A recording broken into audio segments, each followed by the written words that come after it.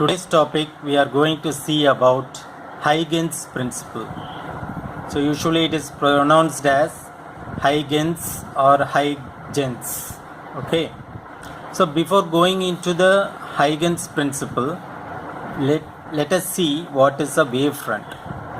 A wavefront is the locus of points which are in the same state or phase of vibration. The wavefront is always perpendicular to the direction of the propagation of the wave. That means if you assume a standstill water in a pond. If you drop a stone, you can see the wavefront propagating in all the directions. Okay, like this. Now, this wavefront at any point of time, it will be maximum or it will be minimum. Okay, so if you see, it looks like a concentric circles, and if you concentrate on any one circle, all will have the same state of phase of vibration. Okay, and the wave moves in this direction and the wavefront is perpendicular to that. That is, once again I repeat, before going into Huygens principle, we should know what is wavefront. A wavefront is the locus of points which are in the same state of phase or vibration. Same phase means same angle. All the particles at a particular radius will have maximum or minimum, and all will be acting with the same phase. And the second point is the wavefront is always perpendicular to the direction of the propagation of the wave. So the direction of the propagation of the wave is like this. When you drop a stone in a pond, the direction of propagation of the wave is along the radius. Okay, but the wavefront is perpendicular to that. Okay, this is first point we have to remember. Second point, different types of wavefront. First, if you have a point source located at a finite distance, so this distance is very finite, very close. In that case, it gives a spherical wavefront. If the distance is going to be very far, that is separate issue. But if it is very close to the point source, at a finite distance gives a spherical wavefront. Now, if you have a line source, like this, at finite distance, so this distance is finite, it is not infinite. It gives cylindrical wavefront. So this will give you a cylindrical wavefront. Now, the plane wavefront, this is a special case, are received from any source that is located at infinity. So now we have seen point source and cylindrical wavefronts, line source. Okay, now if this distance is very short, so we say it is a spherical wavefront. But if the point source, you have a spherical wavefront,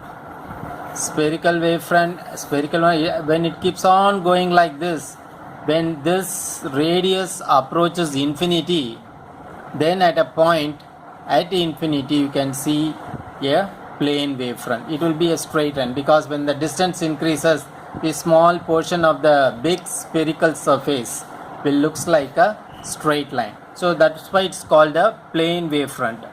The plane wavefront are received from any source that is located at infinity.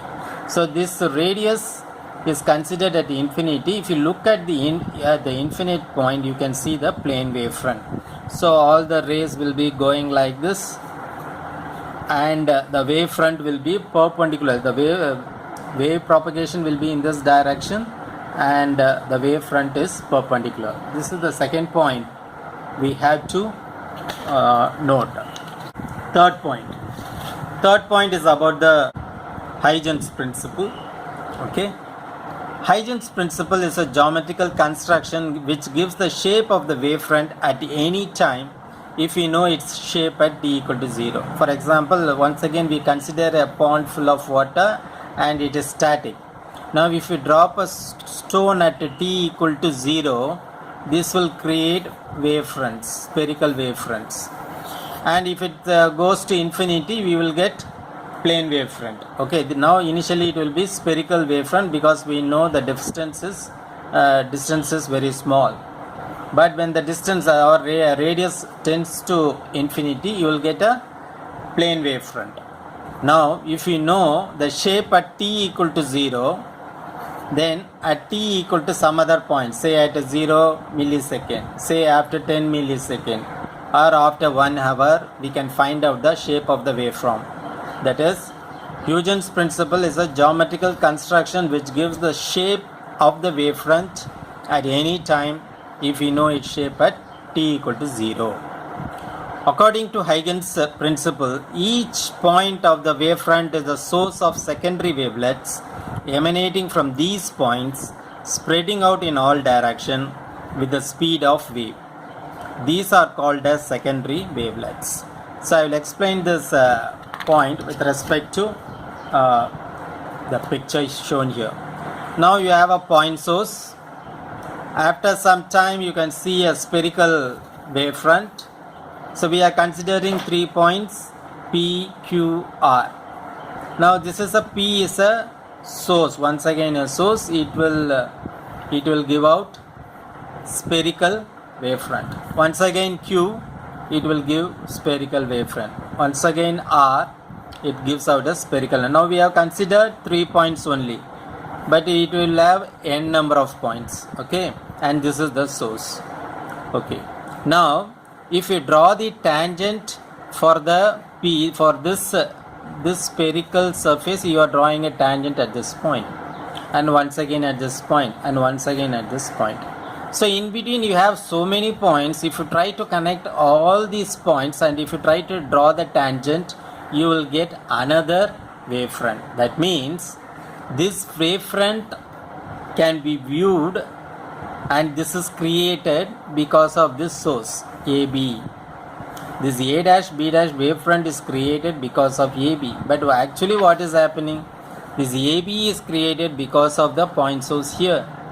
Okay. Now this is definite distance. So we have spherical wavefront. Okay. Even after, so now if you draw one more line here, say A dash, B dash, A double dash and B double dash, this will create another spherical wavefront, another spherical, and so we have considered only 3, but you have n number of points. Each point is a source of the secondary wavelets. We call that it as a secondary wavelets. So A double dash, B double dash, each point, if you try to draw the tangent, you will get once again a spherical wavefront. But as the distance from this point to this point tends to infinity, you will see a plane wavefront. Okay. Now distance very short, but when it goes to infinity, it becomes a plane wavefront, and you have a spherical at each point will act as a source wavelet.